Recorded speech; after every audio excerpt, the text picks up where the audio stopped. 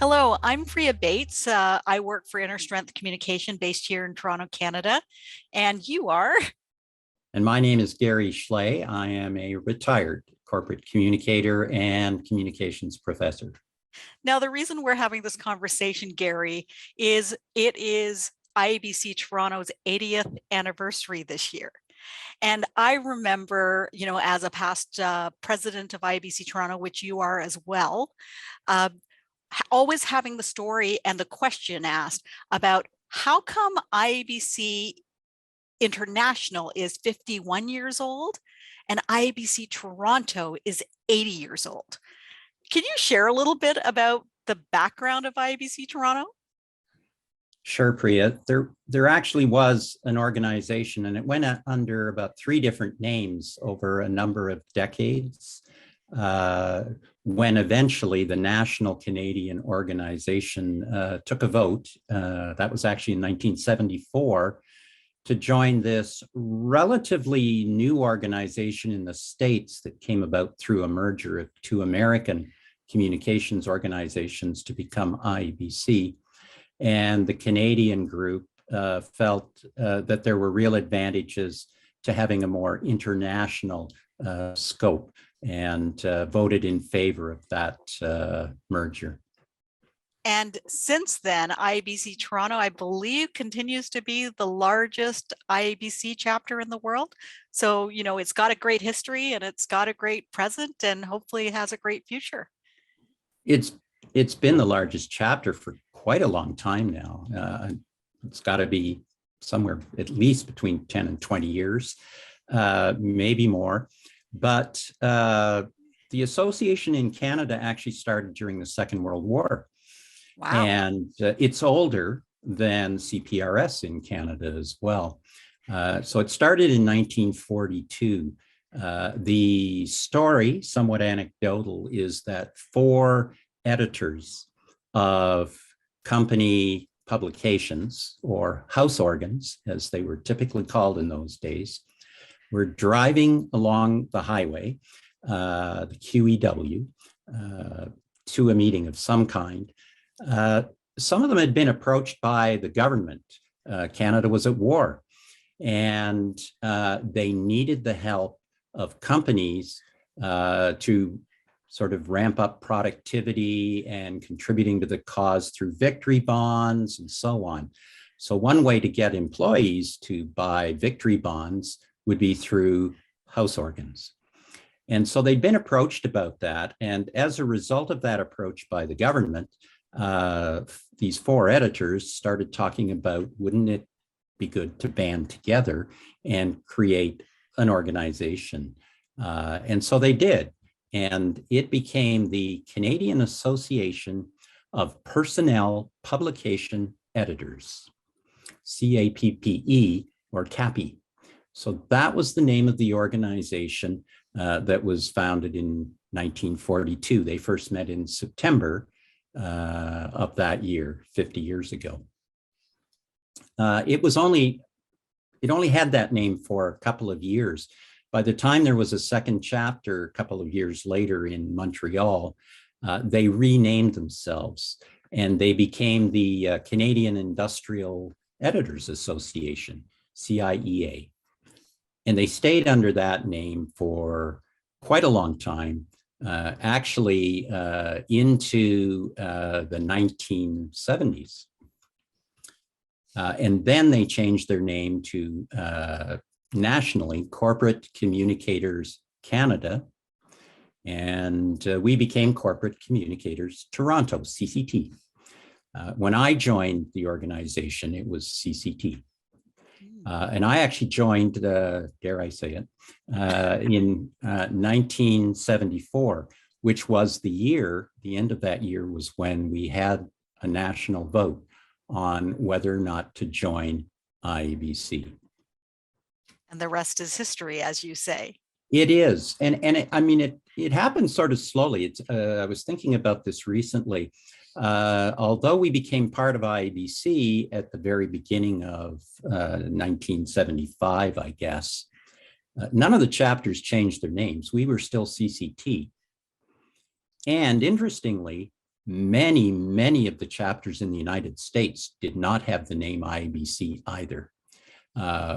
Over various times when they joined the organization, they kept their names. The IABC had to work very hard for quite a few years, constantly trying to cajole local chapters into becoming IABC as part of their name. So that even though we joined in 74, we didn't become IABC Toronto until January 1977. That's a great story. That's a great story. Which was the month I became president, actually. When were you president, Gary? 1977. Wow. So I guess you could say I was the first president under the new name. But the name change didn't mean it wasn't a major milestone in a sense. We'd already been part of IABC for 3 years. And you think of how far we've come. So when I led the IABC global brand effort, rebranding effort, one of the things we asked is, do we change the name? And that was something, one of the things that we heard loud and clear was that IABC as an abbreviation absolutely could not change. We had to be IABC moving forward and moving into the future. So that was really great to hear that there was a little bit of trouble adopting that name in the first place, but 50 years later, there's a real commitment to what IABC is, and those that abbreviation, those letters mean a lot. So one thing I'd love you to share. You're president in 75 did you say 77? 77. Don't make it worse than it is. I was president, I think, in 2001 of IABC Toronto. What did you benefit from? What do you think is the benefits of belonging to IABC throughout your career? Even though you're retired now, what do you see as the benefits? Well, it certainly benefited my career because when I was past president, we were approached by Centennial College about creating a program at that time with a particular focus on internal communications. There were a few PR programs, Humber College, Algonquin College, maybe one or two more, but there was nothing in the country with a focus on employee communication. And so we worked with the ministry on that. I got involved because I was still on the executive of IABC Toronto. And as that started to take shape, Fanshawe College was also looking at it, but ultimately they dropped it. They did pick it up about 5 or 10 years later, but their program, they were exploring one that somebody would wear two hats, employee communication and translation. It was an unusual combination, and they discovered that too, and that's why they didn't pursue it. As we got into it more, and I got more interested in it, I was on the advisory committee. I stepped off the advisory committee and applied for the faculty position once it got approval from the government.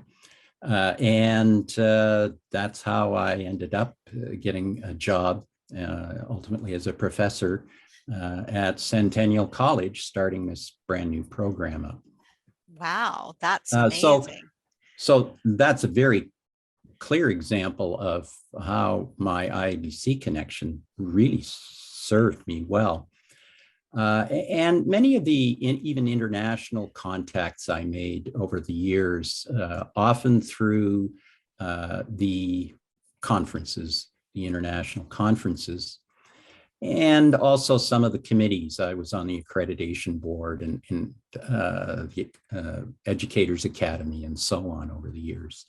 And so some really nice friendships, and then meeting up with folks at the annual conferences. I always joke around, Gary, about if my kids were stuck anywhere in the world, in any major city around the world, I'd have someone I could call to help out. And I'm always appreciative of all of the help that's always offered by IABC members around the world, whenever you're having issues professionally or personally. And it's really because it is a bit of a unique community, isn't it? It is professional. It is about the field and the discipline of communications and the profession of communications, but it's so much more than that, isn't it? Yeah, it was great.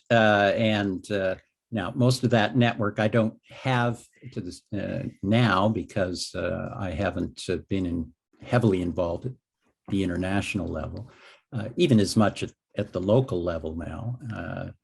I am still a member, obviously, and if there's somebody in IABC Toronto who started before me, I'd love to know who it is.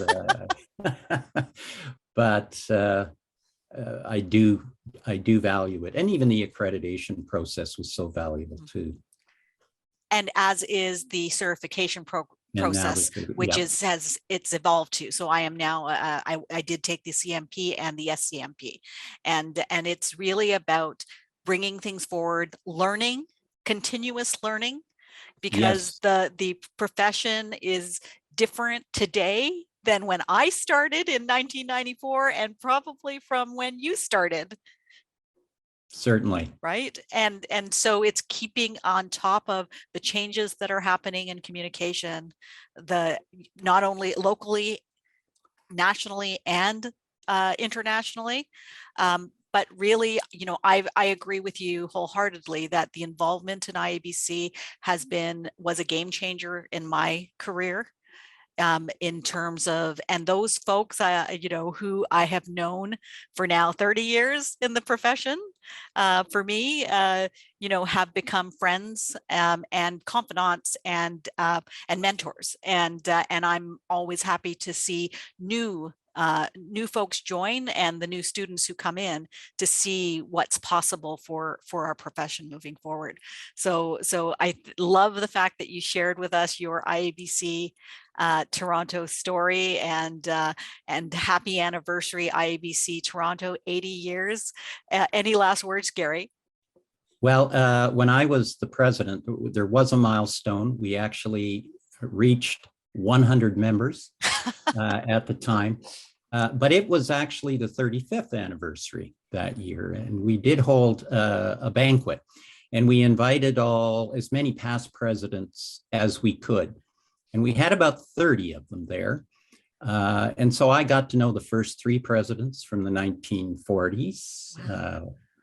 Wonderful people. But it kind of scares me to think that I knew and kept in touch with the first 3 presidents from the 1940s. And here we are celebrating our 80th anniversary. Wow. Well, lots of great history. A strong chapter that continues and will take us into the future. So happy anniversary, Toronto. We're really pleased about you turning 80. Happy anniversary.